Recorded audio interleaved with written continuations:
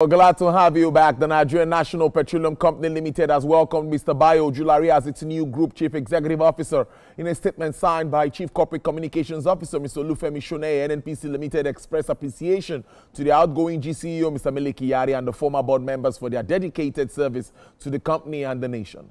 The statement highlights Mr. Kyari's tenure as a period of significant reforms, including the launch of Transparency, Accountability and Performance Excellence Initiative, which played a crucial role in reshaping the NNPC Limited. Mr. Shone added that the leadership of Mr. Kyari has left a lasting impact on the entire management and workings of the NNPC Limited.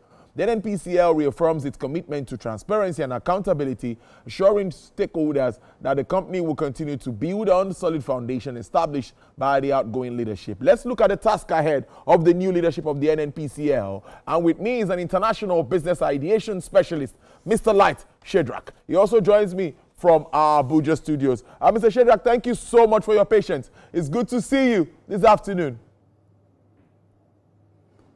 So good afternoon once again. Good to see you too. Been a while.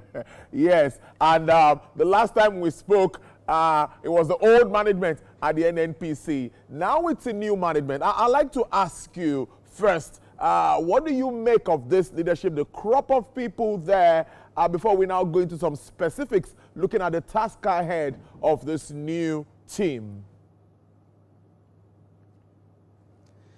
Okay, Tolu, you know I enjoy good news. I like spreading good news. I think what has just happened is a very beautiful thing. If you permit me, I would say this is one of the best appointments so far Mr. President has made. If you go through the profile of the current GMD of an NPC in the person of Engineer Bayo Ojulari, you will discover that you are going to see a man with about 34 years of experience in the oil and gas sector. So his wealth of experience is really going to rub off on an NPC as an institution and Nigeria at large. So I think himself with his team are just what are the kind of people we need at this point to drive the vision of that institution. Very beautiful thing to me. Now let's look at first the review of NNPC Limited JV assets. What do you make of what we have on ground? And how can we, you know, of course, get more benefits from this? Well, just like you said earlier, we just have the immediate past board members that have been dissolved, and we now have a new board, 11-man board members. I think the immediate past have done their best, but I think this is a time of deeper introspection. The new management has to really set out to begin to take total inventory of all that needs to be done. In my opinion, they should draw what I call a SWOT. SWOT here means they should evaluate their strength, they should evaluate their weaknesses, their opportunities, and the threats. You know, going by the profile of the current management, I am very certain that they are people who have the wherewithal to drive the vision, like I've said already. So a lot is expected of them. They need, first and foremost, to reposition that institution to be able to first win back the confidence of investors and, of course, Nigerians. Because prior to this time, an average Nigerian has a belief that an NPC is the hub of corruption. We always believe that people come there for self-enrichment. So it behooves the current management to ensure that there is going to be very radical changes that will win the trust of the investor, win the trust of Nigerians. They should ensure that that institution becomes what it should become in terms of service delivery. And again, I think they should do whatever that needs to be done to introduce a new culture of accountability, responsibility. You know, they should ensure inclusivity so that Nigerians will begin to feel the impact of their leadership. We want a situation where we will not only be hearing about their performance, we want to feel their performance as average Nigerians. So we are expecting a lot from them. Interesting stuff. You've touched on improving operational efficiency and restoring investors' confidence, which to me is also very key because we need to drive our oil and gas industry that way. But let's look at advancing commercialization and diversification of gas. We've been talking about the decade of gas, investing more in gas. We need to, explore the opportunities, take advantage of our proven and unproven reserves of gas in this country. So what do you make? What are those? Are there quick wins in that space for us? Tolu, we have high chances with the new leadership to get our acts right this time around. Talking about gas diversification, I think that is what we need at this point. In fact, we need a management who needs to place huge priority on this diversification to ensure that there are more players in the industry, that Nigerians get involved in the industry. It has so many advantages if we really begin to explore the huge potentials we have in that sector.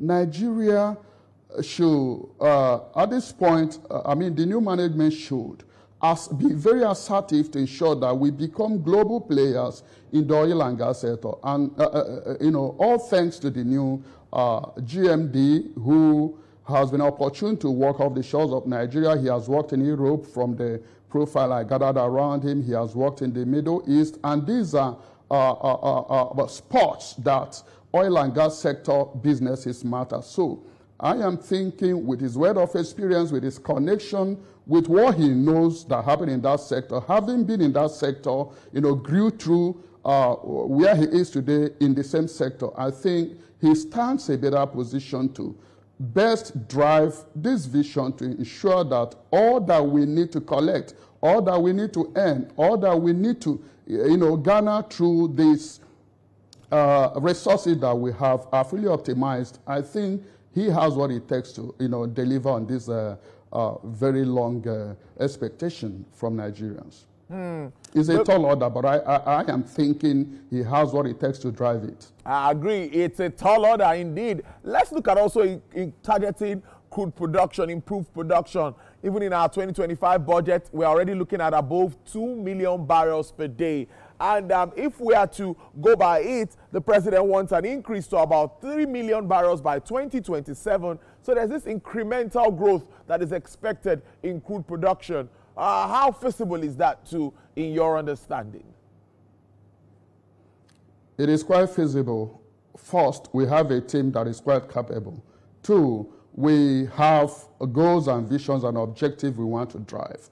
I mentioned inclusivity earlier.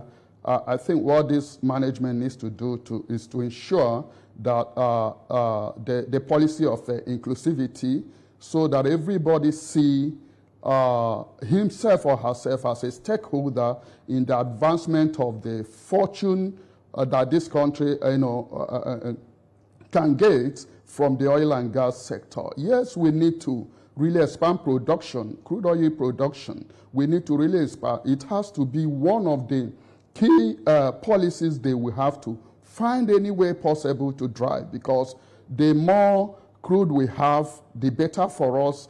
I think increase in crude production is what one of the major policies that they have to drive. And Tolu, let me mention here as well that I've always emphasized on inclusivity. When Nigerians get involved in affairs of their countries, they feel belong. They want to really play roles that will better the lot of that institution. Why did I say so? NNPC under the new leadership should ensure that Nigerians, irrespective of class, irrespective of religion, region, should have the opportunity to buy shares, stakes in NNPC. It has a lot of advantages. The advantage is that when we have a stake in those institutions, we begin to be part of the policy formulation, implementation. We talk about pipeline vandalism that has really been a very bad situation for a while in Nigeria. People go break the pipelines. Imagine yourself having a stake in an NNPC, either through your, as an individual, through organizing yourself into cooperative societies. You will do everything to ensure, to be party to ensuring that the safety of this infrastructure. So if the new management can rightly position itself to ensure inclusivity, it will reduce menaces like pipeline vandalism. It will ensure greater output. When we have greater crude oil output, it will definitely rub off on our economy. That looks pretty good. But you know that we also have challenges around that space. Vandalism, of course, forward contract. Look at the Naira for crude issue that we've had back to back on. You know, all of this, I'd like you to also react to that. What do you make of it presently and how that is affecting the price of PMS? You know, we had a conversation earlier at a time when we're talking about the refineries working, the Port Harcourt refineries and all. Now that the Dangote refinery has been on, we now have this issue of Naira for crude issue. What do you make of that too? I don't want to go into oil and gas politics, but I just want to speak to us in a way that an average Nigerian will understand. Yeah, true. Whatever policy that needs to be, policy framework that needs to be implemented should first ensure that we have the availability of the byproducts of our crude oil. That's vis-a-vis PMS, gasoline, and all the derivatives. And any policy we are pursuing should tend towards ensuring that the prices of these products are coming down. Tolu, NNPC is a pivot upon which the economy revolves. That's the truth. If we do not pursue policy frameworks that will help small and medium enterprises to thrive, I think we are in trouble. I was checking the other time. In India, for instance, over 45% of the exports are provided by this sector, the small and medium enterprises. A situation where any policy that will not see these small businesses thrive has consequences, and that consequences will not really help us as a people. So whatever the new management wants to, whatever policy they want to pursue, it should be such that, like I said earlier, Nigerians want to start feeling the impact of their performances. Beyond records, beyond rhetorics, beyond talking about what they want to do, what they have done, if we do not feel the impact of these policies, we will continue to believe that it is business as usual. So we want the new management to ensure that the refineries, the moribund ones, come to full operations. We want to ensure that there is healthy competition among the players in the industry. We want to ensure that even the modular refineries begin to make contribution towards the national quota, towards the total output of the byproducts of this crude that we have. This way, we can see a system that has become very vibrant, very competitive. That will really be a very good thing to see happen. Interesting stuff. Now, back to attracting investment into the oil and gas industry. We know that the PIA is supposed to, make way, open more avenues for investment in this segment of the economy. But do you see us attracting the necessary investment? And what are those things that we need to do more for us to get more investment in our oil and gas industry? Recently, we saw the Shell Bonga thing, I think towards the end of that, and that was an impressive one. But many say we still expect more of such investments coming. How do we drive the investment? What sort of conversations should we be having at this moment for this new management to drive that necessary investment? Tolu, the be-all here is integrity. We should begin to put integrity as our watchword. here, because I tell people character speaks volume of whom you are and what you are capable of doing. But thank God for the quality of those Mr. President has appointed to man the affairs of NNPC. If you go to a bank to borrow money, you could be a billionaire, you could meet up with every other requirement expected.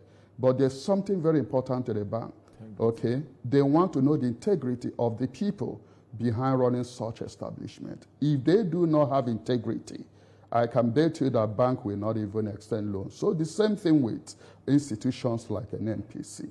I have told you earlier that they need what is called strategic repositioning.